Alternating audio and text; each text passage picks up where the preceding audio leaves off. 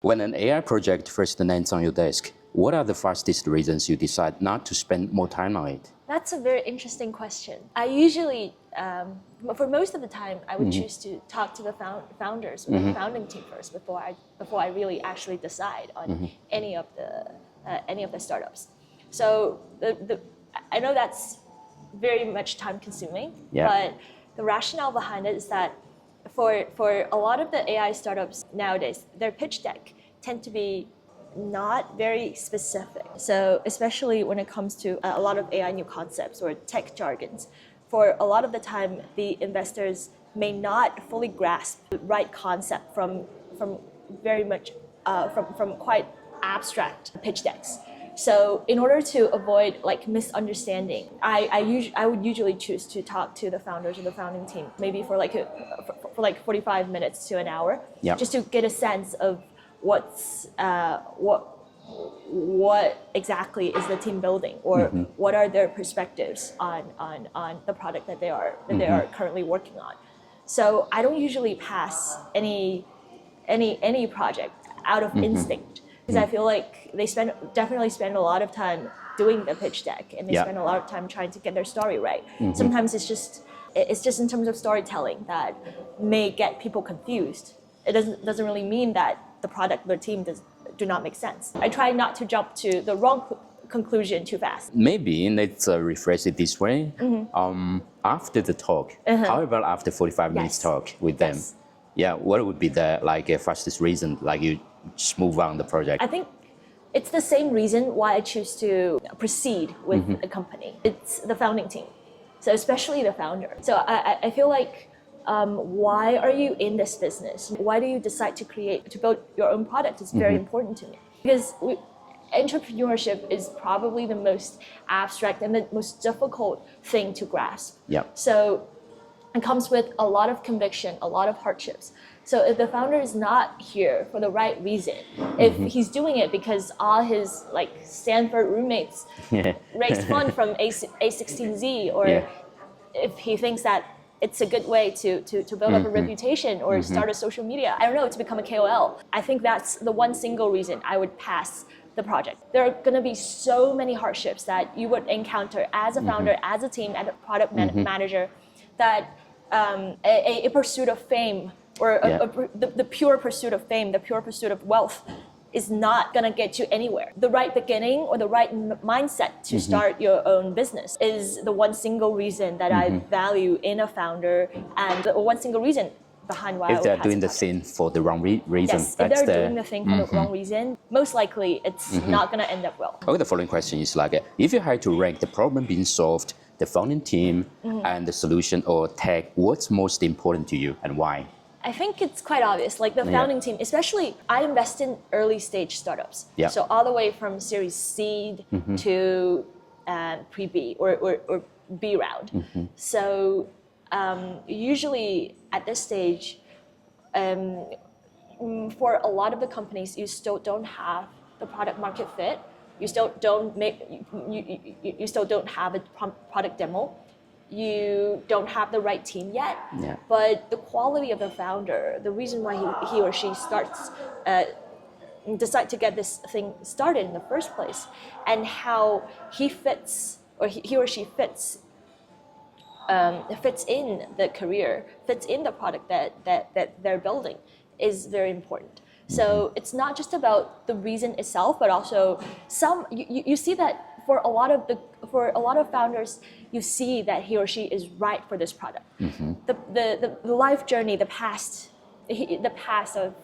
experiences, sort of the destiny pushes him or her towards the final destination, towards this product, towards the people that the founder intends to serve with the product. You see that through his or her storytelling. You see that through his or her observations of the current problems, the current market, the available products in the market. So that all comes in throughout the 60 minutes conversation. So that's the founding team, or the founder, him or herself, is the single most important thing that I value the most. Because your product may pivot, right? Your company may restructure. your founding team may break up with you, but the founder, him or herself, is the most valuable asset. So always people first. It's people first. It's always people first. It's quite different, like early stage companies and growth stage companies. In growth stage, you have a financial statement to look at. You have the track record of sales. But for early stage, you really only have a founder, maybe a demo, and maybe like a 2 or 3 people team that you can really interact with. A lot of them don't really have a company incorporated yet. So that's all through like what qualities you see in the people that matters. Yeah. So what's the single strongest signal that makes you want to keep learning more about a project? I think it's when I see a product market fit that had never really occurred to me. So it may be like a everyday scene that I sort of just walk past. So it may be some scenarios like household scenarios, like in cars and in families and in schools. Some of the needs that I randomly ignored as a person, but somehow got caught by the founder, and the founder decided to build something amazing out of it. So that's the one single reason that's my sort of like aha moment when I'm having conversations with the founder. Can you briefly introduce yourself, what you focus on as a VC today, and how your views have evolved since working inside China's venture scene? Okay, that's that's an interesting question because I'm really a very novice VC investor. So I graduated from college in 2022, and I spent the past 3.5 years working in Africa and the Middle East. So I invest on behalf of a global company. I work for the strategy and venture and investment arm of a corporate venture capital. So I didn't come back to China until the end of last year. I came back and I joined a venture capital firm, I think mid-November last year. So it's really my like less than 6 months into this job. Yeah, but right now I invest in like AI software and consumer electronics or AI powered hardware in I'd say China or Asian founders building for the globe. It's so I spend a lot of time in Shanghai, in Beijing, because a lot of the software companies are in Beijing and in Shenzhen. Yeah. And a lot of the hardware and consumer electronics companies are in Shenzhen, and also sort of split the time between China and the United States in Silicon Valley, because there are also a lot of amazing founders, either born and raised or went to school in the United States and working in Silicon Valley, but decide to leverage their knowledge of the North American or the European market and somehow their connections with the efficient supply chain in Asia and decide to build something amazing. What kinds of consumer AI-related projects are you seeing most often right now? Which types actually get investors excited? Okay, it's a very good time for VCs at the moment, because you see a whole batch of amazing founders. They come from Google, Apple, Amazon, ByteDance, Tesla, and decide to start their own company. So you see a great varieties of different software and hardware. A lot of them you've never, like I personally never really imagined. Like I personally don't have that imagination to build. So for software, some things that we see very often, social apps. So people keep reimagine what AI is going to bring to interpersonal interaction and job hunting and how you schedule a date and how you make friends, and that's something that we see a lot. But social apps is very difficult to build, especially right now you have a lot more variables.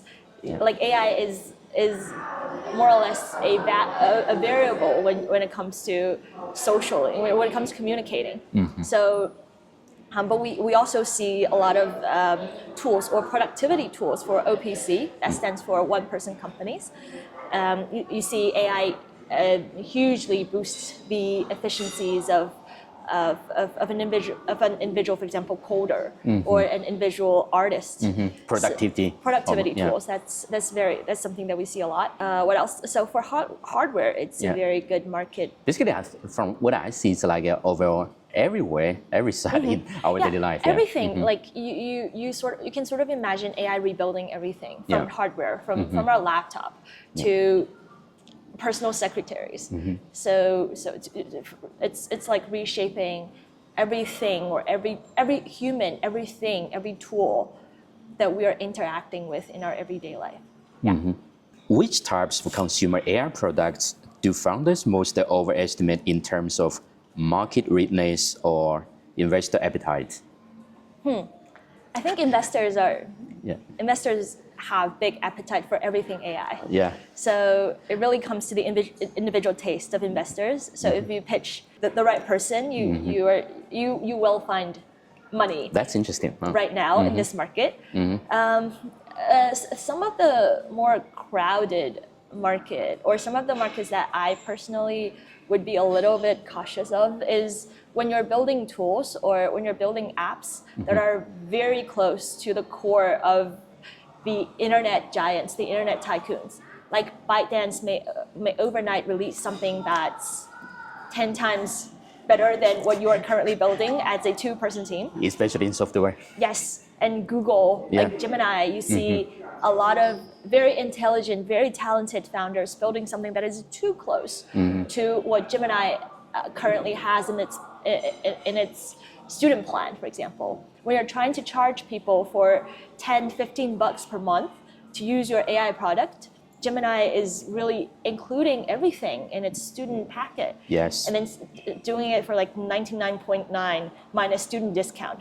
So that really hurts startups. They're already doing like a one-stop solution for us. Yes, one-stop solution for students, one-stop solutions for white-collar workers. And that's something that I feel like founders are increasingly more aware of what they should be building, and more aware of the capacities and the boundaries of the tech giants. Try not to get too close to the core of the tycoons. What about like hardware? Hardware, that's very interesting because there are always opportunities in hardware. Hardware is very much similar to consumer goods. So software is, we see like AI agents eating the SaaS companies, right? But hardware is very much consumer electronics. It's consumer branding. It's a consumer brand first, and a AI-powered hardware second.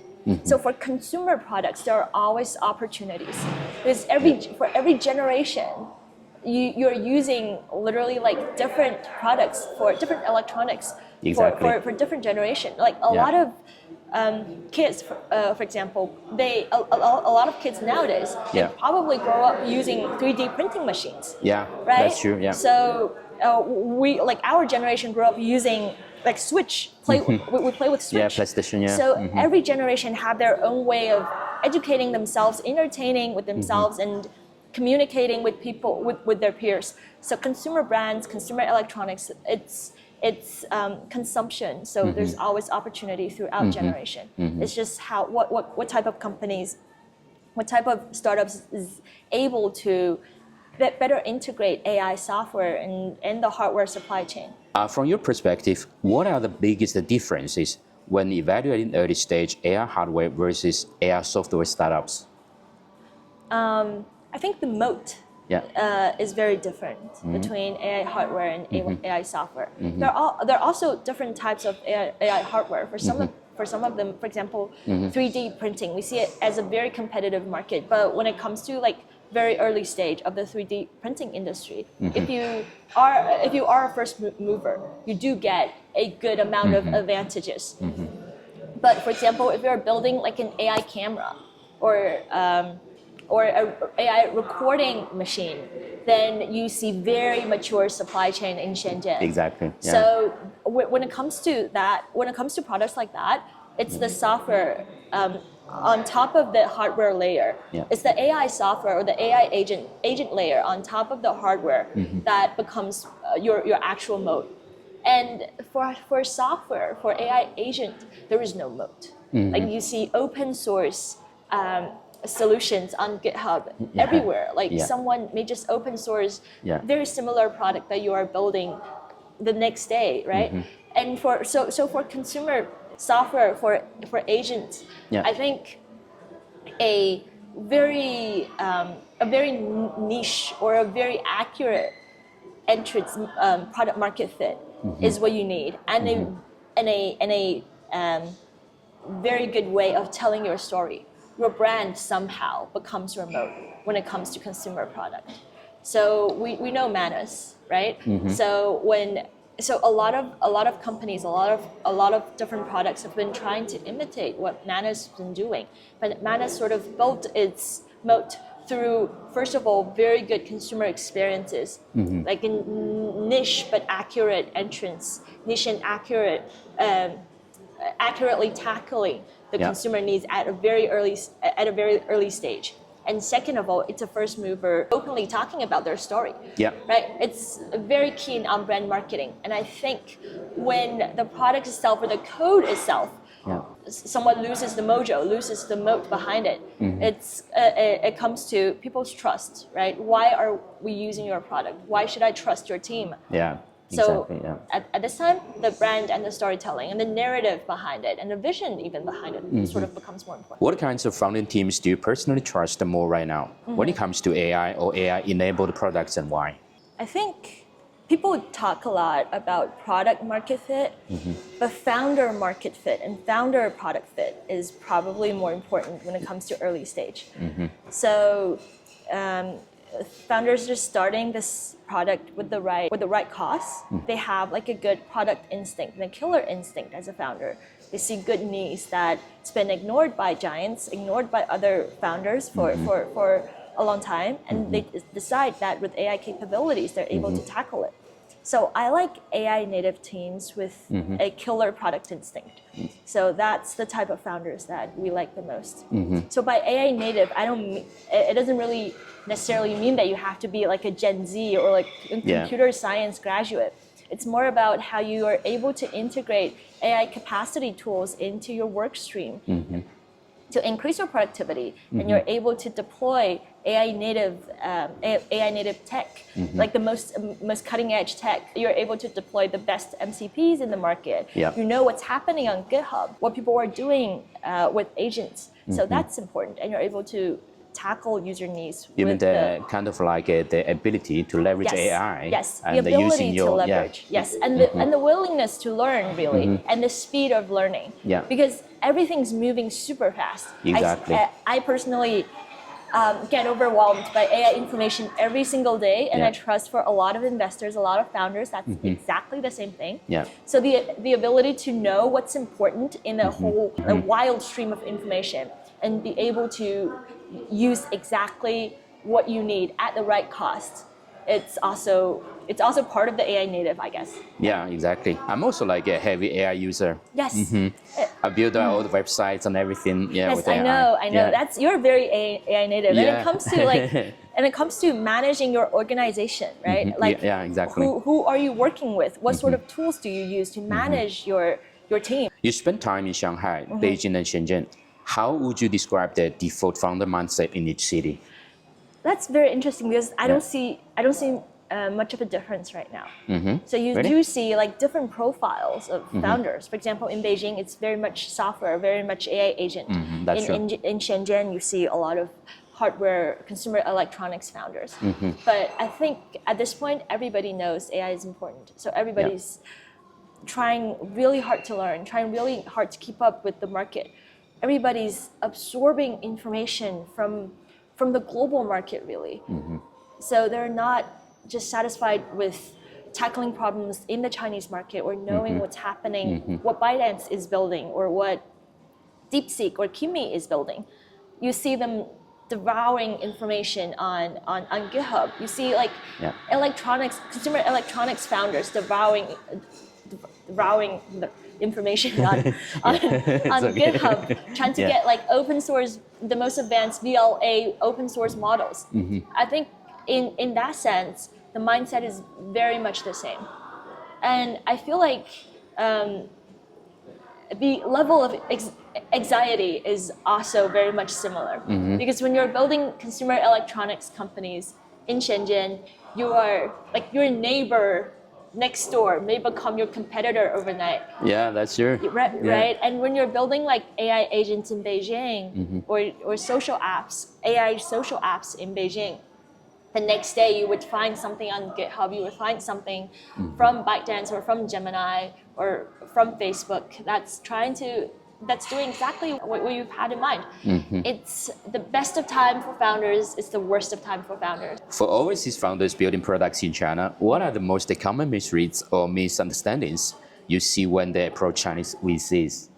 Like, frankly speaking, we don't Yeah. get approached by foreign founders a lot because they're always the kind of geopolitical intricate dynamics that's been going on. And frankly speaking, I do think that Silicon Valley venture capitals give a lot more generous valuation when it comes to AI startups. But I do interact a lot with founders who try to raise from both China and the Silicon Valley.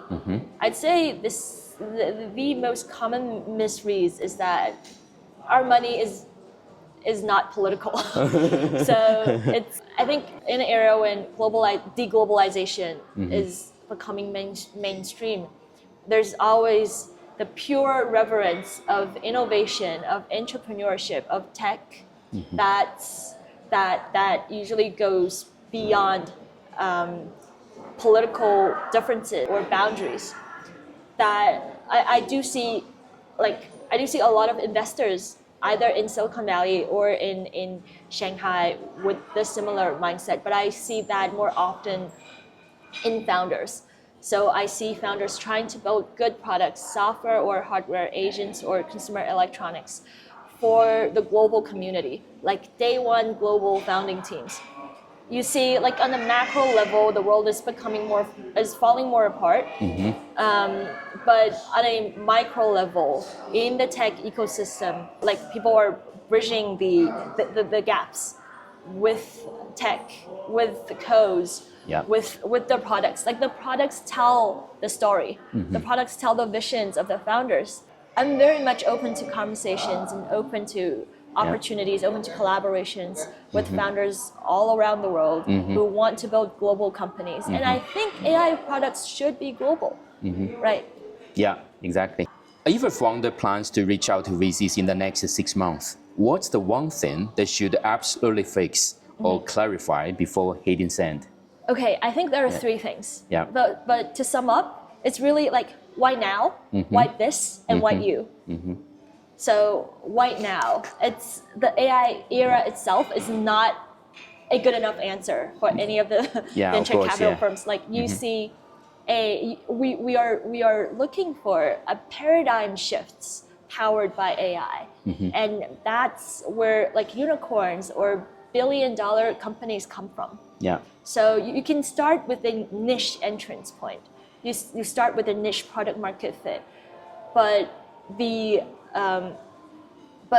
ability to scale it and the ability to scale it fast with the help of AI is very important. Yeah. But you need to justify that.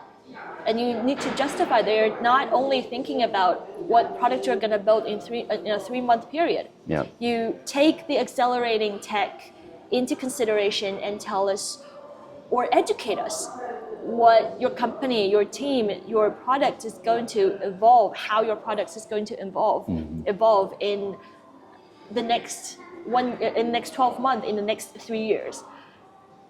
And why now? That's the why now the founders need to educate us about. And why this? And what is the pain point that you are seeing? And why do you think that matters? Why do you think you can build a successful company from that? Yeah. Why do you think people would want to pay for that pain point? Some of the user needs that users may not be able to recognize or articulate themselves. Good founders with killer product instinct catch those pain points and articulate that for the founders. So, and why you, that's more important. But we usually wouldn't really ask the founder to explicitly explain that to us, but we sort of try to catch that message from every conversation that we have with the founders, from the storytellings of the founders, and that's very important. So why now the timing? Why this the product and the industry, the product, and why you, the founding team? So I think for every single founder, for every single team, these are the core questions that everybody needs to think about.